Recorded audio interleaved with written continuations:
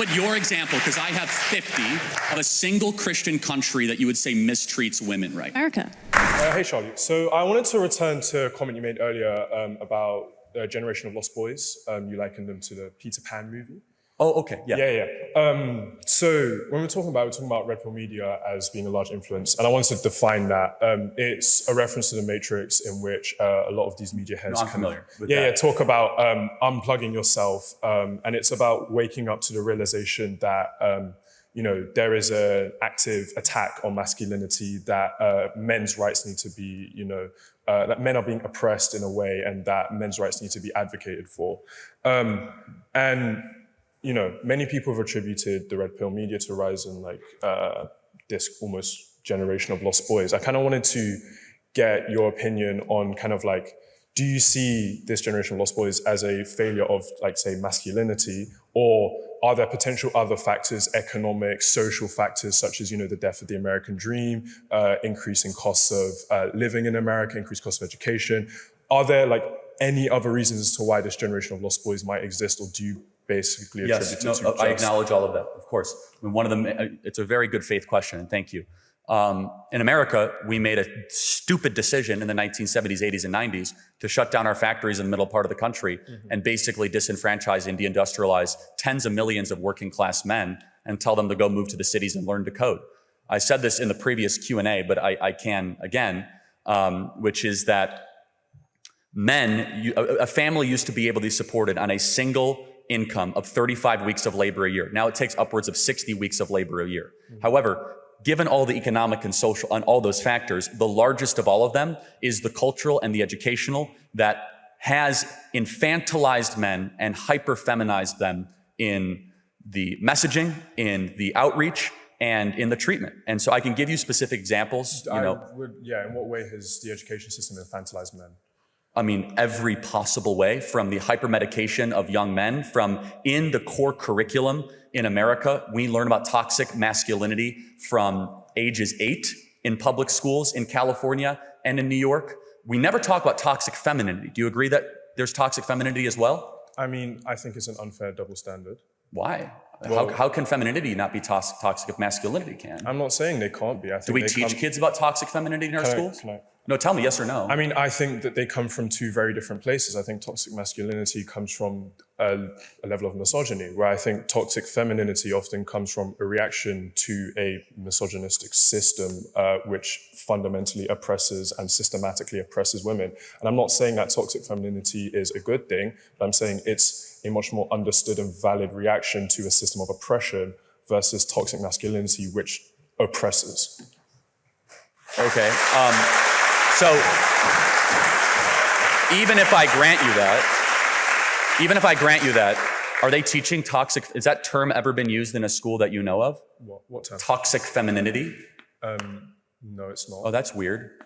So only one sex gets criticized and called toxic. Maybe that creates a backlash. Well, because one is creating a system of oppression. Oh, no, that's your interpretation. No, you can make every excuse under the book that you'd like, but only one chromosome set gets criticized, called that they're terrible and awful, and that women basically need to be go into the corporate world with no reservation, and young men see this pattern in the West and in our country from the authors, from the curriculum, from the music, from the movies, and we see, and of course, again, in the educational system proper, we have seen the infantilization of the young male. And so again, we know the data, you did agree to it, that young men are checking out completely, but we're actually living under a hyper-feminist West that is toxic. What does that mean? Speech police, feelings first, emotion over reason, community over individualism. We're seeing this, and by the way, is it working? Is the West stronger as it's become more feminine in the last 30 years?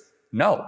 In fact, our morale is weaker, we're more suicidal, our fertility rates are down, we have lost the balance, we've lost the yin and the yang between the male and the female. We lost what worked, and we have hyper-platformed. Your own prime minister, Boris Johnson, when he was talking at a summit, said we need to actually make things more feminine.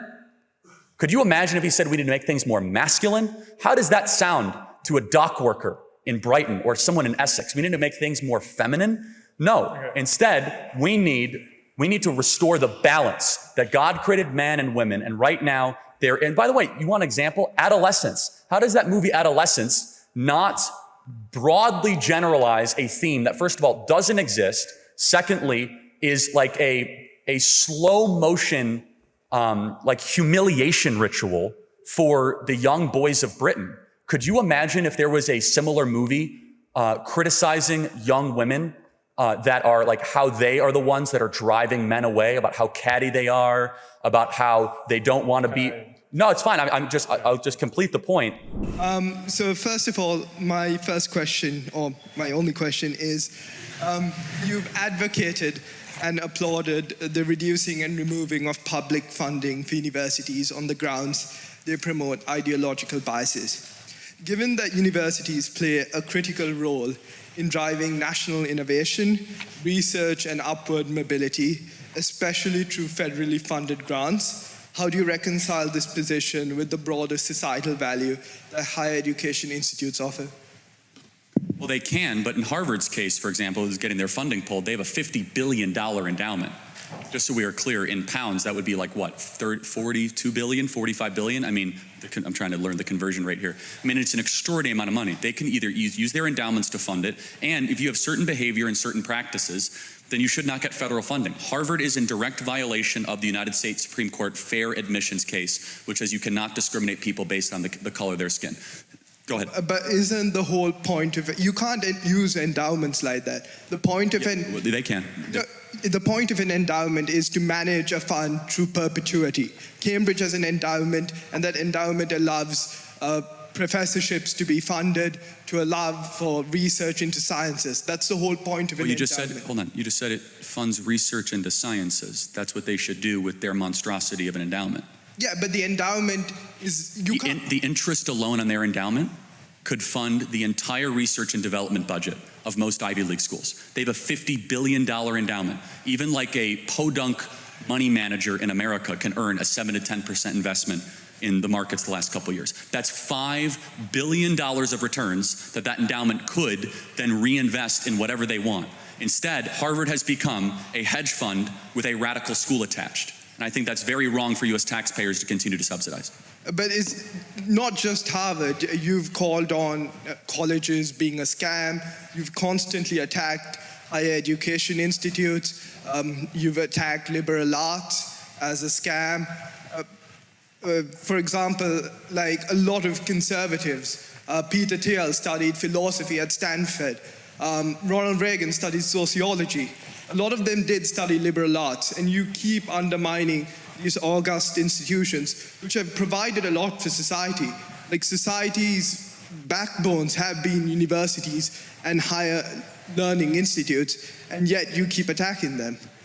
Well, they used to be largely, but again, I don't want to speak too much about this country, but in America, they don't represent fundamental American values. You know, Peter Thiel, after he graduated Stanford, wrote an entire book criticizing college and then paying people not to go to college. So Peter Thiel, who spoke at this very school, and you guys had a great conversation with him, do you know that he believes college is such a scam? He would pay people $100,000 a year for 20 years straight not to go to college. So not exactly a good argument in your favor. Peter Thiel, who got a philosophy degree, made billions of dollars, and has now forked over tens of millions of dollars for people not to go to US universities and colleges. Yeah, but it's not just Peter Thiel. I know, but you mentioned him, I didn't. But to complete the point is that Thomas went to, did liberal arts. Look, in America, there are far too many people going to college. We need people to become welders, electricians, people that work with their hands. There is a major trade deficit problem in the United States. We have 11 million well-paying jobs that we cannot find enough labor for, and instead we have a lot of people going to university to go study North African lesbian poetry. It might sound good, but it doesn't necessarily, A, either development, the content, the character, or the development of the soul, and B, it does not necessarily also give you the skills necessary. Some college is good for you. I'm a big proponent of Hillsdale College. Guys, can you please be quiet? I believe Hillsdale College is America's greatest college, and I'm a big proponent of that. But I would ask a question. In your own words, what do you believe the purpose of college is? It's critical engagement. But coming back to your point on lesbian poetry or whatever. North African lesbian poetry. North African lesbian poetry. So in the morning, I actually had a lecture on development policy. And one of the key authors on sort of development economics is Nussbaum, who talks about how liberal arts sort of engages you critically. And one could argue, even not African lesbian poetry, I don't think that's a degree, I think that's just a module within a degree. Maybe. Yeah. That makes you The fact you don't engage. know shows how rotten to the core universities have become. It's good to meet you, Charlie. I hope you can understand first rule. I'm a little nervous. There's a very real chance I could wake up tomorrow, front page of YouTube. Charlie Kirk owns man bun idiot with facts and logic. So Destroys. it destroys. Okay, so my question is, I agree that stable monogamous relationships often produce the best outcomes for society, but if that structure really works for everyone, why do we consistently see societies, once they become safer and more prosperous, move away from traditional monogamy?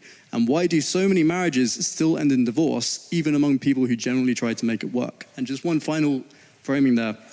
If you believe in free markets because they are decentralized and they adapt to reality without top-down control, and given the individual ability to form healthy long-term pair bonds very significantly with factors like genetics and ecologically calibrated attachment styles, why do you reject top-down control in economics but not extend that same rejection to human behavior in terms of marriage? Okay, so the first one, the second law of thermodynamics answers your question, is that it's the law of decay. Societies tend to decay against the roots that created them.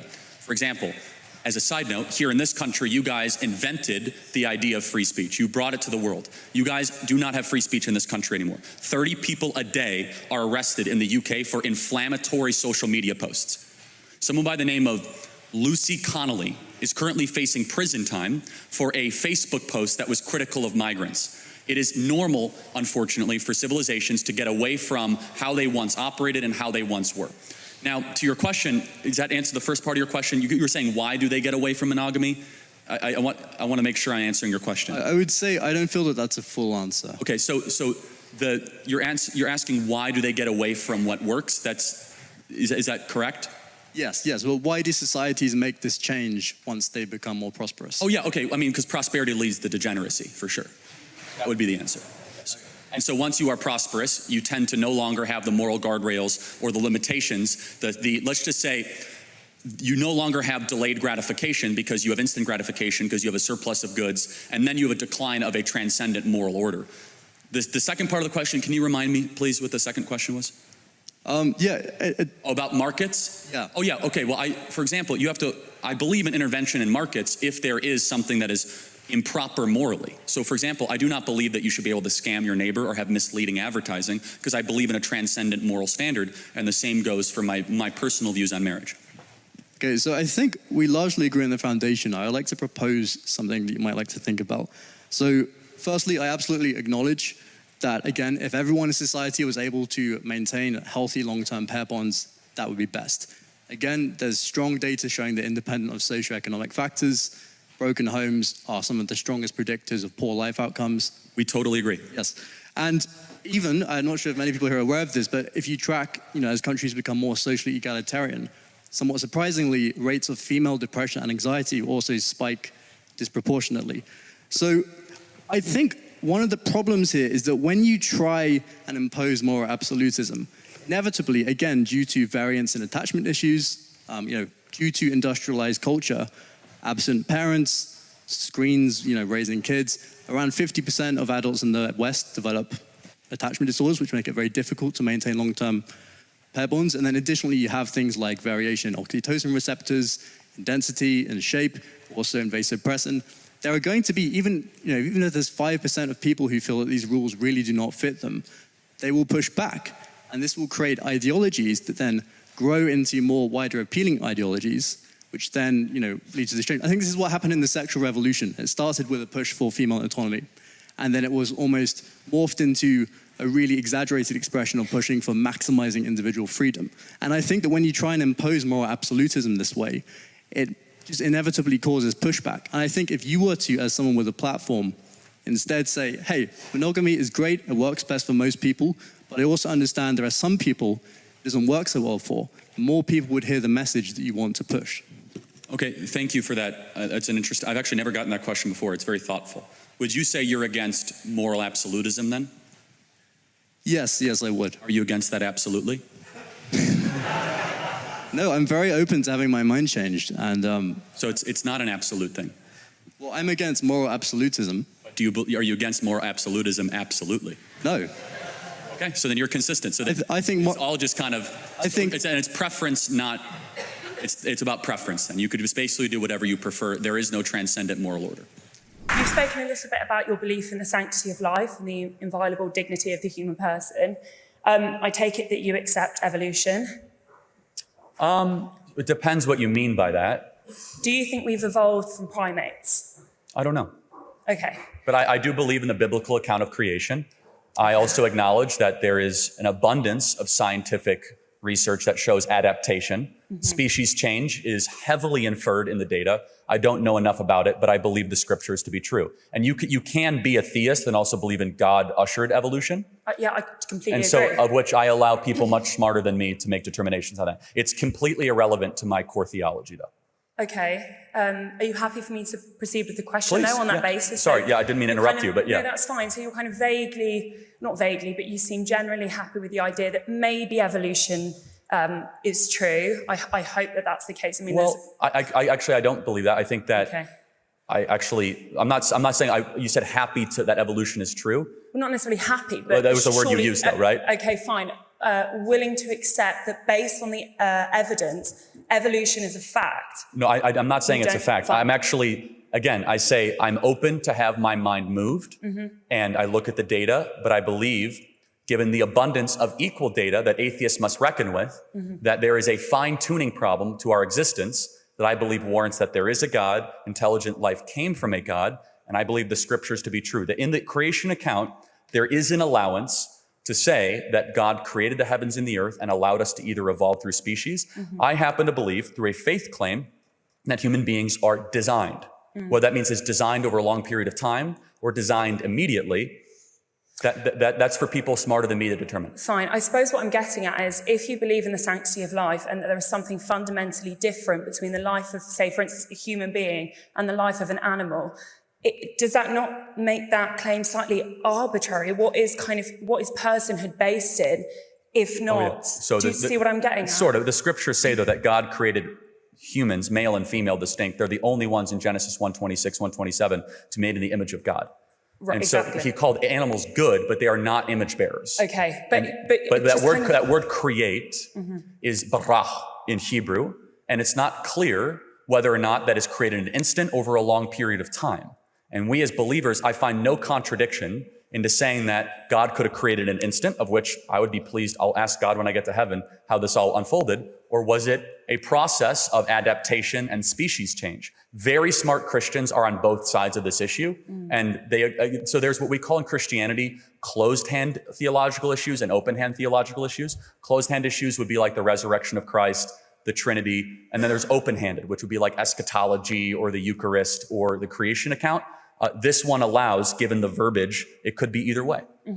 Fine. I think just, I don't want to take up too much time then, but fine. just kind of on that, you were talking a little bit about Christian values, and I'm intrigued by that. I get the sense that you're very much motivated by your faith. To what extent do you think Donald Trump embodies gospel values? Yeah, so he reminds me very much of Samson in the Bible. Both had, you can laugh. How many of you guys actually know about Samson? Great hair. He was a man willing to fight for a cause greater than he, despite some of his own moral troublings and moral missteps. All throughout the Bible, from King David to others, there are plenty of Abraham. Moses murdered somebody. How many people know that? Moses murdered somebody. How dare you? You could say a lot. Donald Trump has never murdered anybody. But Moses is like the most revered man in Judaism. You know, he was a murderer in Egypt. He took someone aside and just slammed him in the head and actually had to flee all the way to Midian because of it. We're all flawed. We all have original sin. How do I reconcile what he's doing with gospel values? Well, for instance, I mean, the gospel values to me would be, humility, compassion, Sure. forgiveness. Does he live according to those values, do you think? I actually, at times, I will say, he's far more magnanimous than people will give him credit. None of us are able to fill all those values. I will say some values that I think he does fulfill. He is a truth teller. And the gospel says very clearly that telling of the truth is one of the most fundamental things, the spoken word. So I'm not going to spend time here defining every moral decision that Donald Trump has made or not made. I am equally a sinner as Donald Trump. We all are. We all fall short of the glory of God. But I will say that his willingness to rise to the occasion of something greater than he, to endure being shot and almost shot again and almost 700 years in federal prison, is one of the most courageous actions I've ever seen from a public elected official in the history of the West. Do you think Jesus would have voted for Trump? Do I think Jesus, first of all, Jesus intentionally didn't vote and did not care about the Roman guard. You remember he said, pay unto Caesar what is Caesar, render unto God's what is God. Do I think Jesus would love some of the stuff that Trump is doing? It's a silly question, but I'm just, No, I mean, fine. It's like, what did Jesus teach us? Jesus says, don't touch children. Okay, so he would love the fact that Donald Trump repealed Roe versus Wade. He would love the fact that child sex trafficking is being focused on in this current government. Jesus Christ said a lot of things such as, sin no more, and things such as love your neighbor are things that we should embody in every single one of our public policy decisions. So Jesus is divine, and he would not fill out a ballot. Okay. All right, thank you for answering my questions. So I'm a feminist. My question is about the role of women, though. What should women's role in public and private life look like, and what are the material benefits of that? Well, thank you for that. Can I take it? I don't even want to take this detour, but can we both agree on what a woman is? Yes. What An is a woman? adult human female, it's a biological state of being that is also socially experienced. Can I please elucidate just one example of that social experience? Yeah, I was going to answer your question, but sure, go ahead. Yeah, okay. So let's say you're a member of a tribe, and that in that tribe, you have the biological female anatomy, and in order to become a woman in that tribe, you have to also get a tattoo. That's a social experience that's mapped onto biological reality. So can a woman have a prostate? Can a woman have a prostate? Biologically speaking, a woman is an adult human female that has a biological reality, but it's also a social experience, right? So I don't... Yeah, it's super easy. Like, can a woman have a prostate? So as per my definition of woman, I would say that people who have a prostate are biologically male, but they can sometimes be socially treated as women. Okay, got it. So women can have prostates. Got it. Okay. So you're a feminist that actually isn't just fighting for women, you're also fighting for men. So, yes, men also experience harms from patriarchy, but I argue... We're talking about the same feminism, though, just make sure. Yeah, sure, go ahead. So men also experience harm from patriarchal domination, but I would argue that those harms come from that system of domination itself. In the same way, for example, this isn't a threat, but if I reached across and punched you in the face, then my hand might hurt, right? So are we understanding that there are, patterns of power? So I would also fight for the rights of men as a feminist, just as I would fight for the rights of women. Sure. Do you think women are happier than they were 40 years ago? I think I would have a few responses to that.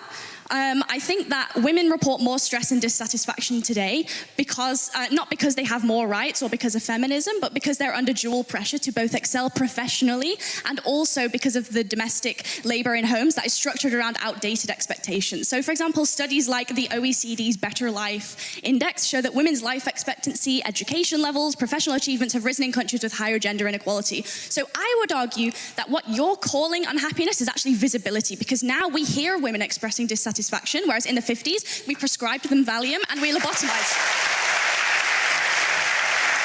Yeah.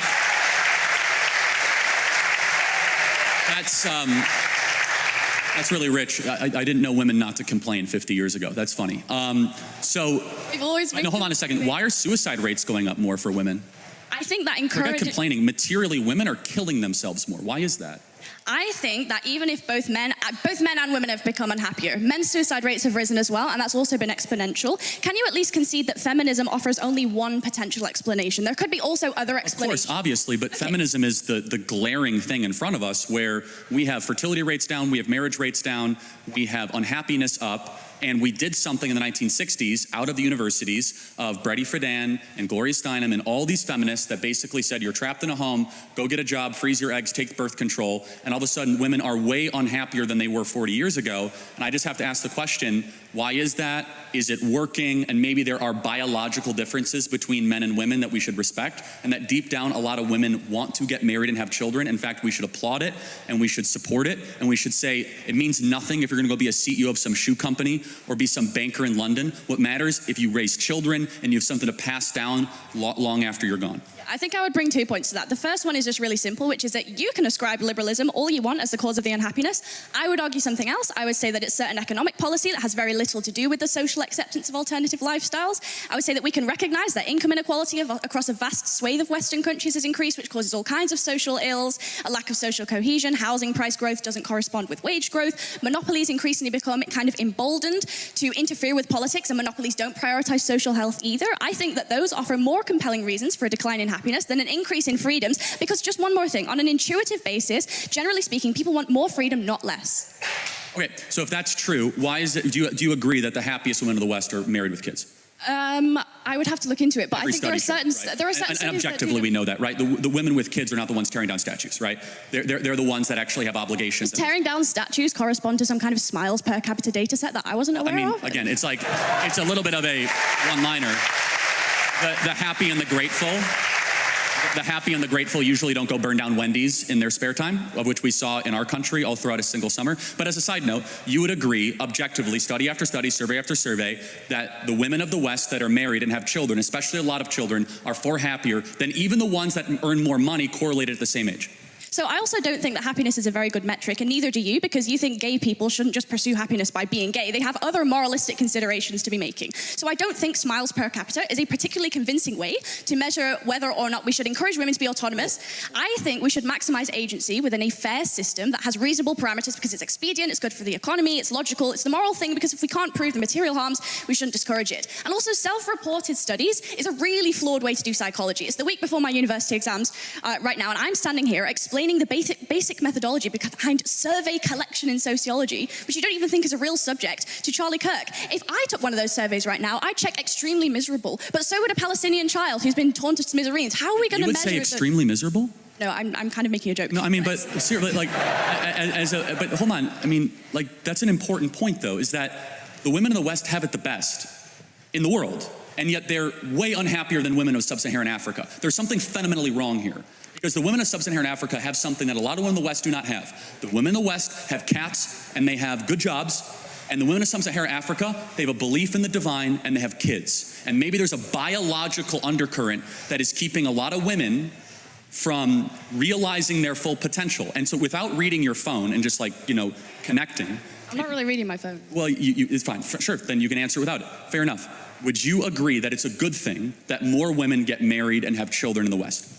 I would ask you, would you say that a sub-Saharan African woman who's experienced female genital mutilation and checks extremely happy in a survey, and I also would check extremely happy in a survey, who do you think would be objectively more happy, even if they both check the same answer? No, again, so I fully, if you want to talk about how Islam mistreats women, we could talk all day long. Like, I'm all for that. Me too. Okay, good. So we agree. Yeah, absolutely. We actually have agree on agreement. many things. Then we should shut off Muslim immigration to the UK, right? We totally agree. I think that all religious fundamentalism is bad, and if you take that logic, we should also not allow evangelical Christians into the UK either. Hold on. So hold on a second. Hold on. That's funny. Hold on. Can you show me what would your example, because I have 50, of a single Christian country that you would say mistreats women, right? America. Oh, really? Yes. We had a female woman vice president. We had a female vice president, a female speaker of the House. Women earn more than men in America. In Rwanda, female representation in government supersedes the UK by quite a lot. Did women get treated better in Rwanda? Okay, I might be super off this. Like, is Rwanda Islamic? Like, I'm not totally sure. I don't think it is. Like, is it? Like, I don't know, actually. It's not. So, again, we were just talking about Islam. It's a little bit of a side note, but you must be morally clear, because you brought up female genital mutilation, which is a teaching of the Islamic faith. But as a side note, like, again, this is very important, which is, I'm not here to require you to do anything or not. I'm making a simple observation, which is objectively true regardless. The women of the West are miserable, and they're miserable for a reason, because we've told them to suppress how they are made by God and pursue something else and get a bunch of trinkets and get a bunch of promotions, and they end up at 38 years old with a big flat in London, and they're miserable. And we should tell them to stop freezing their eggs and start finding their partner earlier and have lots of babies. Yeah, okay. I think I'd bring two just final points to this. First one is just really intuitive, right? Which is that if you actually care about women's happiness, then the solution is to structurally support them. That means universal childcare, shared legally enforceable parental leave, and in Nordic countries where women have high workforce participation and also some state support, they report higher life satisfaction than in more conservative countries, including America. So if your metric is You happiness, just use satisfaction equality surveys. You just told me they're matters. BS. So our satisfaction Hold on, surveys time out. bullshit Do or not? Because hold on, you told me time they're out. Do you bullshit. acknowledge satisfaction surveys or not? You just told me that they're BS. Do you think they're objective? We can use that as data? I don't think that Yes or use no? it is the only sole data set, but it is a Okay, you data just set used that it. You told me necessarily they're so matters. flawed and you self-report. Okay, by the macro self-satisfaction data, I am correct. And you are right. When you have paid family leave, you are happier. I'm actually a proponent of that. At Turning Point USA, we pay for 6 months when somebody has a child. I think there's a lot of agreement we can have on that. We need to encourage having more children. I think the Hungarian child policy is phenomenal. We should look at that because the greatest thing that is plaguing the West is we're not having enough kids. And it's not just bad because we won't have a future. It's also bad because the present is awfully miserable for too many women as well.